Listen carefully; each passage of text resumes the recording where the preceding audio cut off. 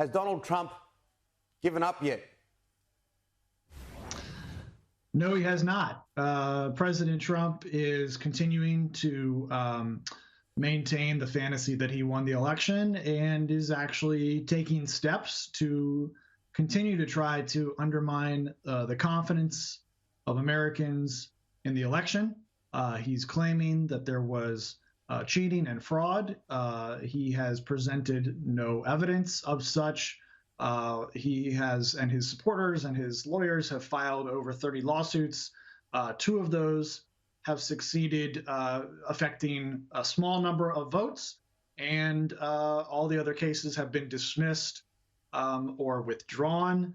And he is now appearing to put pressure on some of the key states in an attempt, apparently, to overturn the election results. It does not look at all likely to succeed, but you can imagine that there's a significant degree of consternation and alarm that a sitting president would even try to do this. Well, I tell you what, we're just reading this morning about it costing the election the most in the world, $14 billion. So, I mean, where has all this money gone? Is it mainly because of the pandemic that they've spent so much money? I'm not sure what that figure refers to exactly. There was certainly attempts to get money allocated from Congress to states so that they could run their elections, and those figures did not meet, in many cases, what election officials had asked for. So a lot of money for actually conducting the election had to come from other sources, whether foundations or philanthropic ventures. There was, of course, billions of dollars spent on advertising, and that money has gone to enrich mostly, television stations and media consultants. Now, it's quite ironic that there's no problems with Alabama or North or South Dakota or Florida. It's just these other seats. And we knew for so long that the way it was going to happen because of the coronavirus, that there was going to be a stack of postal votes. It's extraordinary, really.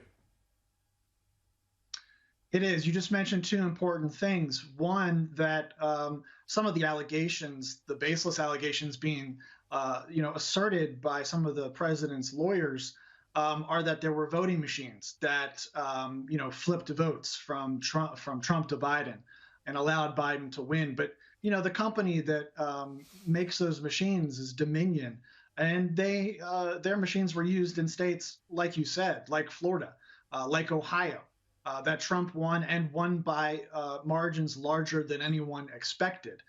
Similarly, the president lost to Democratic President-elect Joe Biden, but Democrats failed to win Senate races in numerous key states. And, we still don't know who will control the Senate, because there are 2 runoffs happening in Georgia as we speak that will be voted on January 5th. But if there had been widespread cheating and a rigged election, you would have expected that Democrats would have helped their Senate candidates as well. But just to step back for a minute, I spoke to numerous Republican experts, Republicans, not Democrats, before the election, in the months leading up to the election, one of whom was a close advisor to Vice President Mike Pence for the last few years, an experienced election lawyer. All of these Republican experts made the same point. Fraud and cheating do happen on a small local scale in some elections. And we have a few examples of cheating that reaches to a slightly higher scale, maybe at the congressional level. But for the last several decades, American elections have been professionalized, and technology has been used to the point that any attempt to cheat at a statewide level, at a level that would impact a presidential election, would be caught. And we haven't seen any evidence of any kind of plot like that during the modern political era. John, we're hearing frightening numbers from hospitals in the US under immense strain with the elevated COVID cases. You're obviously heading into winter.